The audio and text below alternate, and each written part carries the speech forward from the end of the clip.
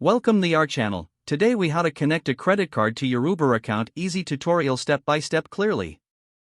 Open the Uber app on your mobile device. Log into your account if you haven't already. Tap on the menu icon, usually located in the top left corner of the screen. Select Wallet from the menu options. In the Wallet section, look for the option that says Add Payment Method. Tap on Add Payment Method. Choose credit or debit card from the list of options. Enter your card number in the designated field. Fill in the expiration date of your credit card. Input the security code, which is the 3-digit number on the back of your card. Add the billing address associated with your credit card. Make sure all information entered is accurate. Once you've filled out the necessary fields, tap on Save or Done. Your credit card is now connected to your Uber account. You can start using it for future rides or Uber Eats orders immediately. If you encounter any errors, check your information and try again. Now you're all set to enjoy seamless rides with your Uber account.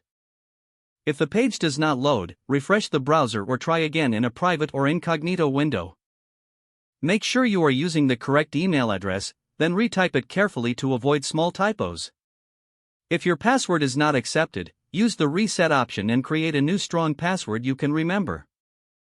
Check your spam folder for verification or security emails, then complete any requested confirmation steps. Enable two-factor authentication if available to improve account security and reduce unauthorized access risk. After signing in, review your profile details so your contact information and settings are accurate and current. If you see an error message, note it down and try again after restarting your device and internet connection.